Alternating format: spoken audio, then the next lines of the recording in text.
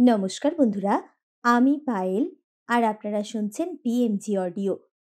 এখন আমি আপনাদের পড়ে শোনাচ্ছি মানিক বন্দ্যোপাধ্যায়ের লেখা গল্প পূজারীর বউ। আজকের গল্প শুনতে আপনাদের কেমন লাগলো নিচে কমেন্ট করে জানান। আর যেসব বন্ধুরা এখনো সাবস্ক্রাইব করেননি তাদের যদি নিত্য নতুন স্বাদের বাংলা অডিও স্টোরি শুনতে ভালো লাগে তাহলে চটপট সাবস্ক্রাইব করুন পিএমজি অডিও। আর আপনাদের ভালো লাগার গল্পগুলো শেয়ার করে নিন পরিচিত বন্ধুবান্ধব বা আত্মীয় স্বজনের সঙ্গে যারা আপনার মতোই বাংলা অডিও স্টোরি শুনতে ভালোবাসেন। শুরু করছি আজকের গল্প পূজারীর বউ। বাইরে অমাবস্যার গাঢ় অন্ধকারে অবলুপ্ত পৃথিবীকে এত রাত্রে শুধু কয়েকটি রহস্যময় শব্দের সাহায্যে চিনিতে হয়। কাদম্বিনীর চোখে ঘুম নাই। বিছানায় উঠিয়া বসিয়া কান পাতিয়া সে রাত্রির প্রত্যেকটি দুর্বোধ্য ভাষা শুনিতে থাকে। ঝিঝির শব্দ এমনই একটানা বিরামহীন যে থাকিয়া থাকিয়া আপনা হইতে তাহা শুনিবার অনুভূতি বিরাম নেয়। চেষ্টা করিয়াও আর যেন ডাক শোনা যায় না। ঘরের পিছনে নিম গাছটার পাতায় সহসা বাতাস দীর্ঘশ্বাস ফেলিয়া যায়। শুকনো আম পাতাগুলো উঠানের এক পাশ হইতে অন্য পাশে উড়িয়া যাওয়ার সময় যেন তাহারা প্রতিধ্বনি করে। দূরে শেয়াল ডাকিয়া ওঠে। তাদের আর্তকণ্ঠ নীরব হইবার পর বহুক্ষণ অবধি গ্রামের কুকুরগুলোর চিৎকার থামিতে চায় না। কাছেই কোথাও একটা পেঁচা বীভৎস চিৎকারে রাত্রিকে কয়েক মুহূর্তের জন্য কদর্য করিয়া তোলে। খানিক পরে অদূরে বড় রাস্তায় গরুর গাড়ির চাকার ক্যাচ ক্যাচ শব্দ ওঠে। গরুর গলার বাঁধা ঘণ্টার আওয়াজ শোনা যায় এবং অতি অকস্মাৎ রাত্রির এই সব নিজস্ব শব্দকে ছাপাইয়া উঠিয়া কাদম্বিনীর সর্বাঙ্গে রোমাঞ্চ তুলিয়া দিয়া প্রতিবেশী রমেশ হাজরার কচি ছেলেটা কাঁদিয়া ওঠে। কাদম্বিনী থরথর করিয়া কাঁপিতে থাকে। তাহার বুকের মধ্যে ঢিপ ঢিপ করে। সর্বাঙ্গ ঘামে ভিজিয়া যায়। রমেশ হাজরার বউ ছেলে মানুষ, তার ঘুম ভাঙিতে দেরি হয়। ছেলেটা অনেকক্ষণ কাঁদে। শুনিতে শুনিতে কাদম্বিনীর মাথার মধ্যে তার চেতনা নির্ভরহীন হইয়া যায়। একটা অদ্ভুত সমতলতার অনুভূতি তরঙ্গায়িত হইয়া উঠিয়া তাকে এক পাশে টলাইয়া ফেলিয়া দিতে চায়। কাদম্বিনী সভয়ে চৌকির প্রান্ত দুই হাতে প্রাণপণে চাপিয়া ধরে। প্রকৃতপক্ষে রমেশ হাজরার ছেলেটার কান্না শুনিবার আশঙ্কাতেই বাসন্তী অমাবস্যার রাত্রিটি কাদম্বিনীর কাছে বিনিদ্র ও শব্দময়ী হইয়া উঠিয়াছিল। রমেশের বউ ছেলে হওয়ার সময় এখানে ছিল না, বাপের বাড়ি গিয়াছিল। মাসখানেক আগে 4 মাসের ছেলে কোলে সে ফিরিয়া আসিয়াছে। তার কয়েকদিন পরেই তার ছেলের কান্না কাদম্বিনী গভীর রাত্রে প্রথম শুনিতে পায়। আপনার অসহ্য মনোবেদনা নিয়া কাদম্বিনী সেদিন ঘরের বাহিরে রোয়াকে মাদুর পাতিয়া নিঝুম হইয়া পড়িয়াছিল। গুরুপদ অনেক বলিয়াও তাহাকে ঘরের মধ্যে নিতে পারে নাই।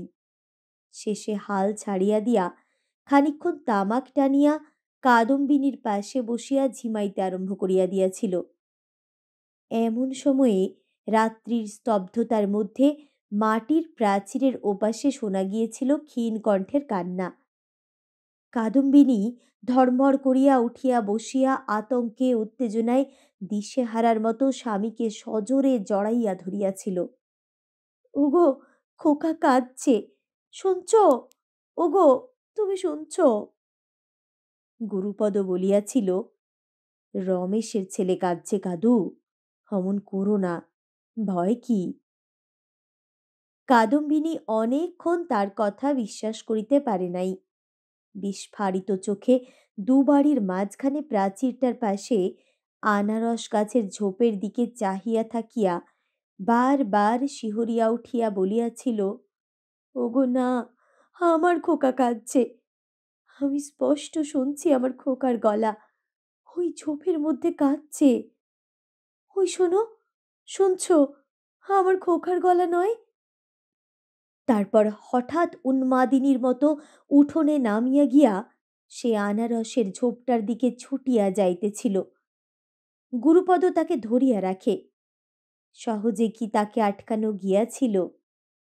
নিরুদ্দেশের দেশ হইতে ফিরিয়া আসিয়া খোকা তার উঠানের পাশে ঝোপের মধ্যে কান্না আরম্ভ করিয়াছে মনে করিয়া শোকাতুরা শীর্ণা মেয়েটির দেহে কোথা হইতে বিস্ময়কর শক্তির সঞ্চার হইয়াছিল কে জানে।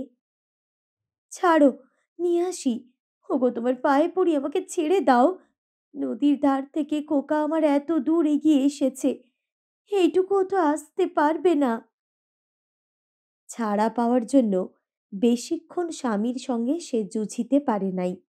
সহসা মূর্ছিতা হইয়া গুরুপদর বুকে এলাইয়া পড়িয়াছিল। সেই তার প্রথম মূর্ছা। শেষ রাত্রির আগে সে মূর্ছা আর ভাঙে নাই। রমেশ হাজরার বউকেই ছেলে কোলে উঠিয়া আসিয়া কাদম্বিনীর সেবা করিতে হইয়াছিল।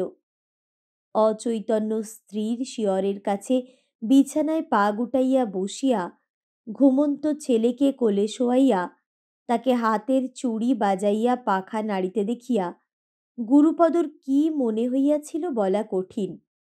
ঘরের আলোটা যে শুধু তার চোখেই নিষ্প্রভ হইয়া গিয়াছিল এটা ঠিক। গ্রামের জমিদার মহিপতি বসাক। গুরুপদ তার পিতার আমলে প্রতিষ্ঠিত দেব মন্দিরের পূজারী। মন্দিরে রাধা শ্যামের মূর্তি আছে। মূর্তির সৌন্দর্য অপরূপ। নিকষ কালো পাথর কুঁদিয়া এ মিলন মূর্তি কোন শিল্পী গড়িয়াছিল আজ তাহা জানা যায় না, কিন্তু তার প্রতিভা বিগ্রহের মধ্যে আজও বাঁচিয়া আছে। দিনের পর দিন পাথরের দেবতা গুরুপদর চিত্তহরণ করিতেছিল। মন্দিরে যথারীতি পূজা ও আরতি করিয়া ভোগ দিয়া তার সাধ মিটিত না। মন্দিরের দুয়ার বন্ধ করিয়া যখন তার বাড়ি যাওয়ার অবকাশ, টাকার বিনিময়ে দেবসেবার সাময়িক বিরতি, তখনও অনেক সময় সে বহুক্ষণ ধরিয়া বিগ্রহের সামনে চুপচাপ বসিয়া থাকিত। হৃদয়ানন্দের বিনিময়ে দেবতাকে বিনা মন্ত্রে, বিনা গন্ধপুষ্পে, বিনা ধূপচন্দনে পূজা করিত। পরদিন মন্দিরে যাইতে তার দেরি হইয়া গিয়াছিল। মহিপতির বিধবা বোন ভাবিনী একটু পূজা পাগলা। জাতিতে তাঁতিনী বলিয়া বিগ্রহের কাছে ঘেঁষিবার অধিকার তার ছিল না। মন্দিরের একটা চাবি কিন্তু সে আঁচলে বাঁধিয়া নিয়া বেড়াইত। বিগ্রহকে সেও বোধহয় ভালোবাসিয়াছিল। কাছে না যাইতে পাক, মধ্যে মধ্যে মন্দিরের দুয়ার খুলিয়া চুরি করিয়া দূর হইতে রাধাশ্যামকে দেখিবার সাধ সে দমন করিতে পারিত না।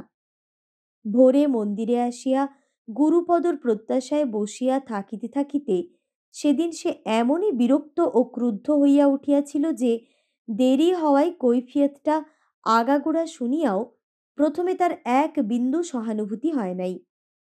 পূজা শেষ হইলে কিন্তু বলিয়াছিল, কথাটা ভালো নয় ঠাকুরমশাই, দুটো শোক মনে পুষে রেখেছে, তারপর ভারী মাসে মূর্ছাটা হলো, শুনে থেকে মনটা কেমন করছে।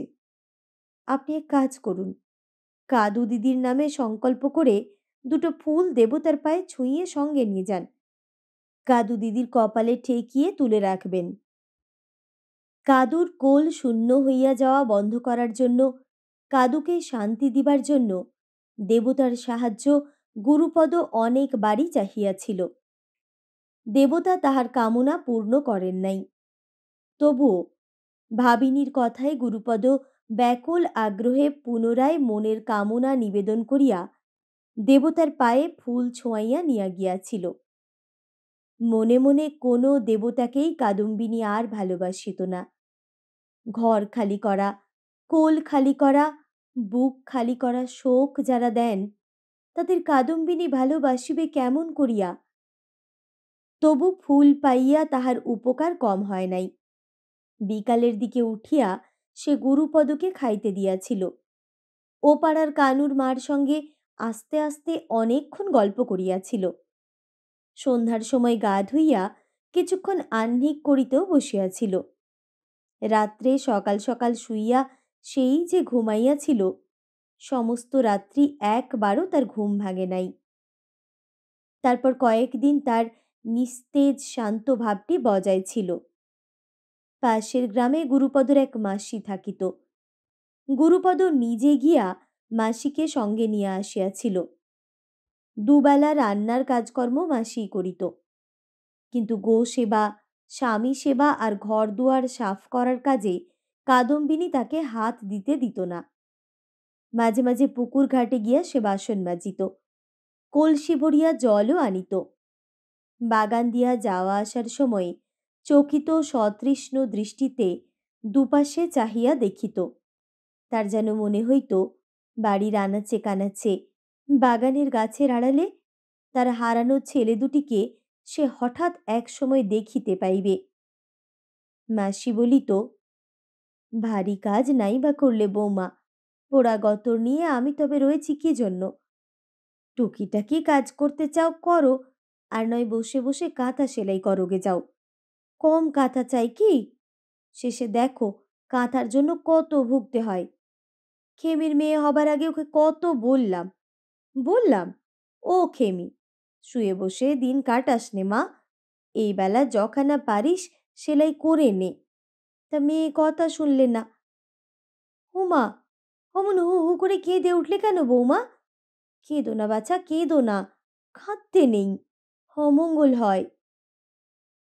কাদম্বিনী কাঁদিতে কাঁদিতে বলিয়াছিল, কাঁথা দিয়ে কি হবে মাসিমা?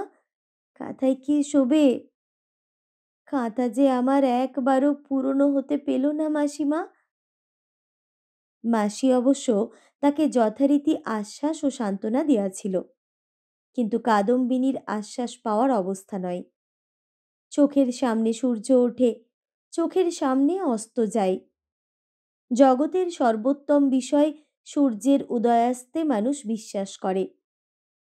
দুবার কাদম্বিনীর জীবনের সমস্ত অবলম্বন তারই মধ্যে কেন্দ্রীভূত হইয়া আসিয়াছে। আসিবার সম্ভাবনা পার হইয়া যাইবার পর অনেক তৃষ্ণাতুর দিবারাত্রি যাপনের শেষে অকালে দুবারই তার চোখের সামনে জীবনের আনন্দ তার চোখের পলকে অস্ত গিয়াছে। উদয়াস্তের এই একত্র সমাবেশেই কাদম্বিনী বিশ্বাস করে। সে বুঝিয়াছে ছেলে তার বাঁচিবে না। ছেলের জন্য তপস্যা করিয়া অসময়ে সে মাতৃত্বের বর পাইয়াছে। তার মাতৃত্ব আসিবে, সন্তান থাকিবে না। এ কি আর কাদম্বিনীর বুঝিতে বাকি আছে? তারপর এক সময়ে রমেশের ছেলের একটানা কান্নার মাঝে মাঝে বিরাম পড়িতে লাগিল। খানিক পরে কান্না একেবারেই থামিয়া গেল। এতক্ষণে তার মায়ের ঘুম ভাঙিয়াছে। কাদম্বিনীর জগতে আর লেশ মাত্র শব্দ রহিল না। আপনার চিন্তার মধ্যে ডুবিয়া যাওয়ার স্তব্ধতা তাকে চারিদিক থেকে ঘিরিয়া আসিল। মাঝে মধ্যে কেবল গুরুপদর নিঃশ্বাস ফেলিবার শব্দ তাকে ক্ষণিকের জন্য সচেতন করিয়া দিতে লাগিল। বসন্তকালের জোরালো বাতাস এক জানলা দিয়া ঘরে ঢুকিয়া অন্য জানালা দিয়া বাহির হইয়া যাইতেছে। কাদম্বিনীর মনে হইল অনেকক্ষণ ধরিয়া তার শীত করিতেছিল। আঁচলটা সে ভালো করিয়া গায়ে জড়াইয়া নিল। রমেশ হাজরার ছেলে আজ রাত্রে আবার কখন কাঁদিয়া উঠিবে ঠিক নাই। কয়েকদিন আগে প্রায় সমস্ত রাত্রি জাগিয়া থাকিয়াও ছেলেটাকে কাদম্বিনী মধ্যরাত্রে একবারের বেশি কাঁদিতে শোনে নাই। তবু প্রতি মুহূর্তেই কাদম্বিনী তার কান্না শুনিবার প্রতীক্ষা করিতে লাগিল। ঘুমের ঘোরে গুরুপদ পাশ ফিরিয়া শুইল। বাহিরে নিম গাছের ডালে পেঁচাটা আবার কর্কশ স্বরে ডাকিয়া উঠিল। হঠাৎ স্বামীর উপর কাদম্বিনীর অভিমানের সীমা রহিল না। দুটি সন্তানকে বিসর্জন দিয়া প্রতি রাত্রে মানুষ কেমন করিয়া এমন শান্তভাবে ঘুমাইতে পারে সে ভাবিয়া পাইল না। তার মনে হইল গুরুপদ হয়তো কোনোদিন দুঃস্বপ্নও দেখে না। হয়তো ওর ঘুমের দেশেও তার খোকারা আজ পর্যন্ত একদিনের জন্যেও উঁকি দিয়া যায় নাই। হয়তো সোনার জ্যোতিভরা সুখের স্বপ্ন ওর চোখে মুখে হাসি ফুটাইয়া রাখিয়াছে। কাদম্বিনীর বুকের মধ্যে জ্বালা করিতে লাগিল। এতকাল স্বামীকে সে দেবতার মতোই পূজা করিয়া আসিয়াছে। প্রত্যেকটি সজ্ঞান মুহূর্তে স্বামীর সুখ সুবিধার চিন্তায় ব্যয় করিয়াছে। স্বামীর মুখের দিকে চাহিয়াই তার দুর্বিসহ মর্মবেদনা যেন নিমেষে লঘু হইয়া আসিয়াছে। ধার্মিক সংযত দেবপূজক স্বামীর ভালোবাসা পাইয়া চিরদিন সে নিজেকে ধন্য মনে করিয়াছে। তার 12 বছরব্যাপী বিবাহিত জীবনে এক দিনের জন্যেও স্বামীর প্রতি সমালোচনার ভাব তার মনে জাগে নাই। তবু আজ কাদম্বিনী সহসা তার প্রতি তীব্র বিদ্বেষ অনুভব করিল। তার কণ্টকসজ্জার সুখনিদ্রায় নিদ্রিত মানুষটার উপর অশুদ্ধতায় তার মন পরিপূর্ণ হইয়া গেল। তার এই সংস্কার বিরুদ্ধ অভূতপূর্ব মানসিক বিদ্রোহকে বাধা দিবার কোনো চেষ্টাই সে করিল না। দিনের আলোয় সুস্থ মনে যে চিন্তার ছায়াপাত হইলে সে শিহরিয়া উঠিত, এখন রাত্রির অন্ধকারে সেই চিন্তাকেই তার উদ্বেগমথিত মন সযত্নে পোষণ করিয়া রাখিল। গুরুপদকে তার মনে হইল নির্মম, স্বার্থপর। মনে হইল যে দুঃখ ভগবানের দান বলিয়া এতদিন সে জানিয়া রাখিয়াছিল, ভগবান তাহা দেন নাই। গুরুপদই তার জীবনে বার বার এই সর্বনাশ আনিয়া দিয়াছে। দুবার তাকে শেলাঘাত করিয়াও গুরুপদর স্বাদ মিটে নাই। পুনরায় সেই একই অভিনয়ের আয়োজন করিয়াছে।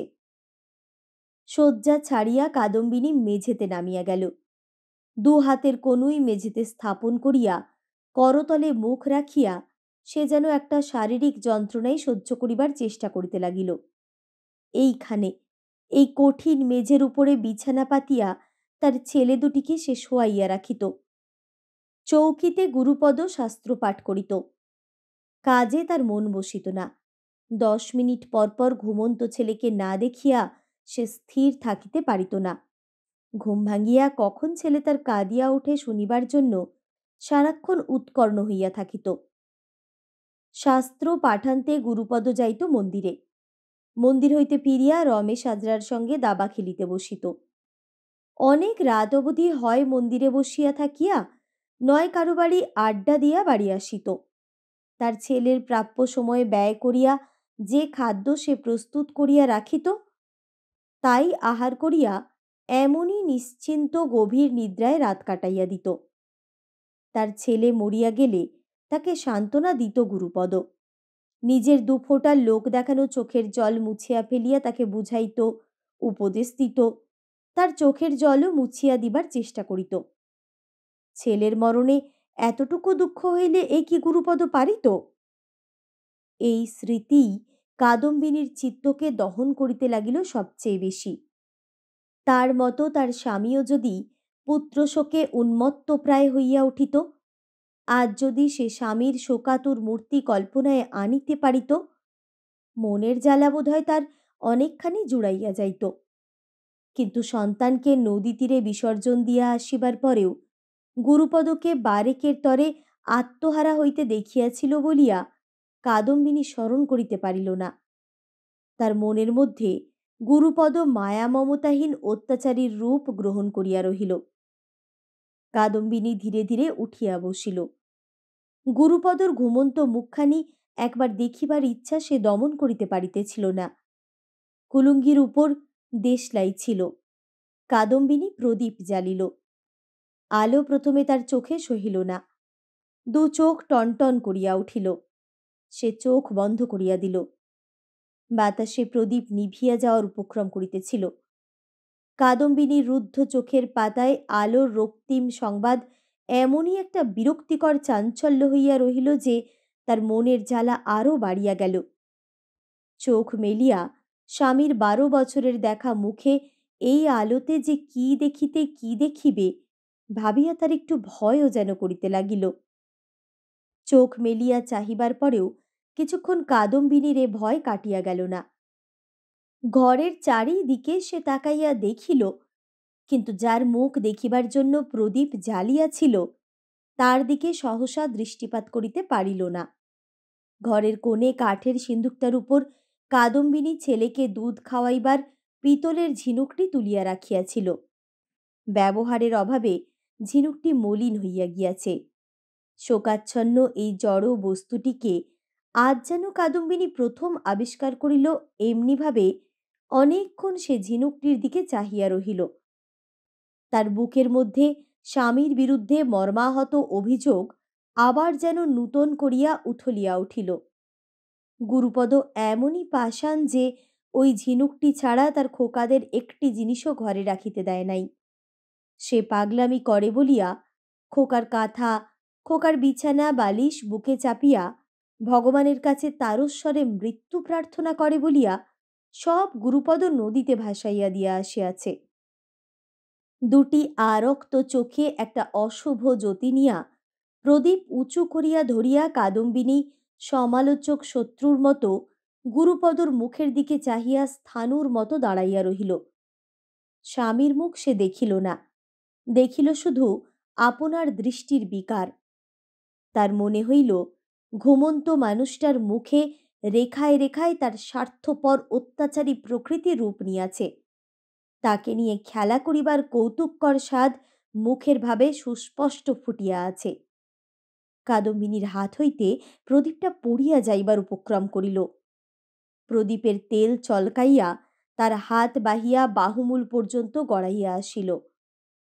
স্বামীর মুখে আপনার বিভ্রান্ত চিত্তের আবিষ্কার তাহাকে মরণাধিক যন্ত্রণা দিতেছিল।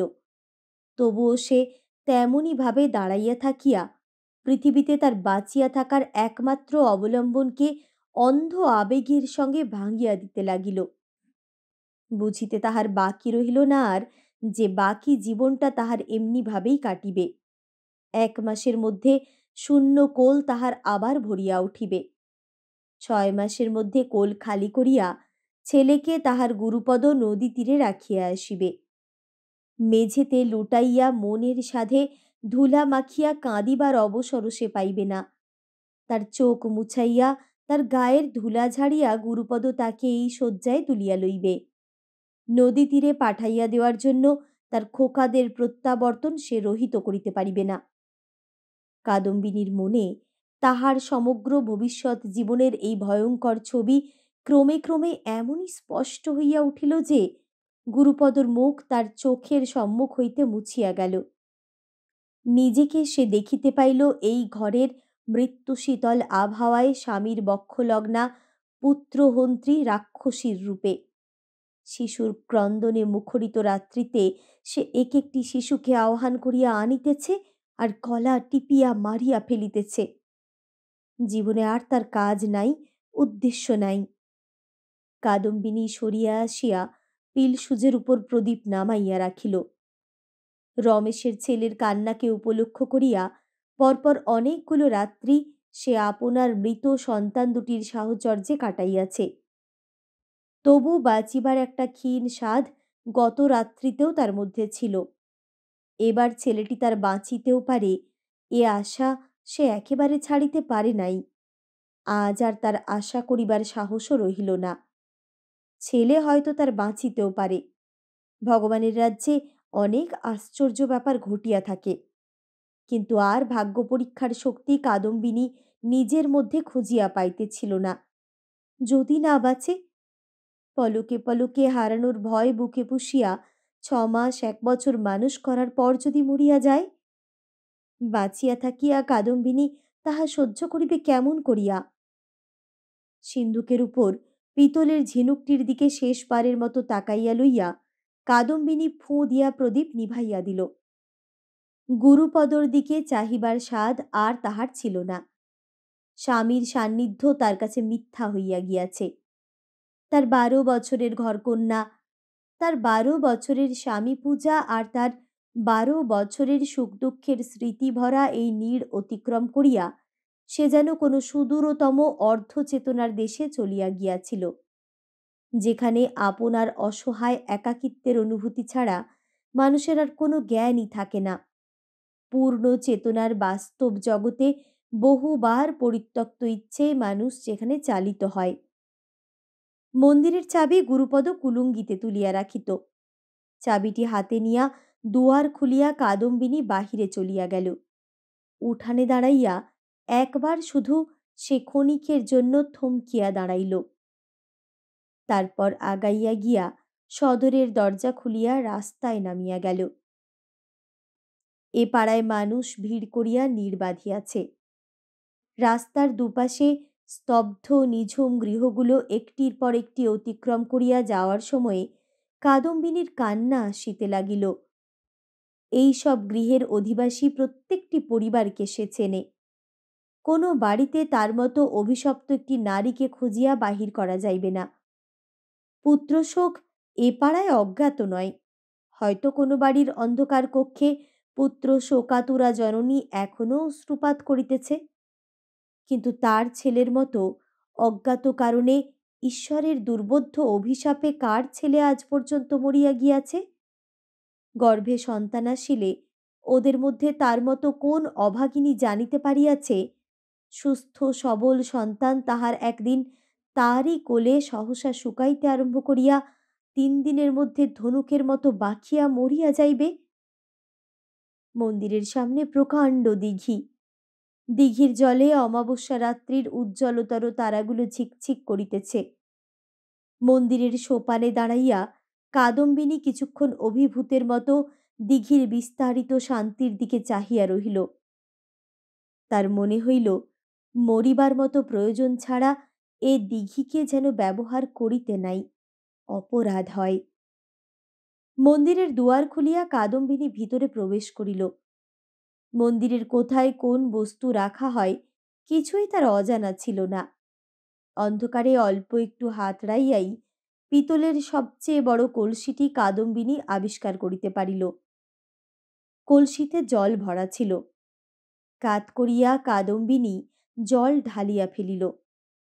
কলসি কাঁখে তুলিয়া আন্দাজে রাধাশ্যামের মূর্তির দিকে মুখ করিয়া সে মনে মনে বলিল, তুমি আমার ছেলে দুটি চুরি করেছ, আমি শুধু তোমার একটি কলসি নিলাম, তোমার ক্ষমা চাই না।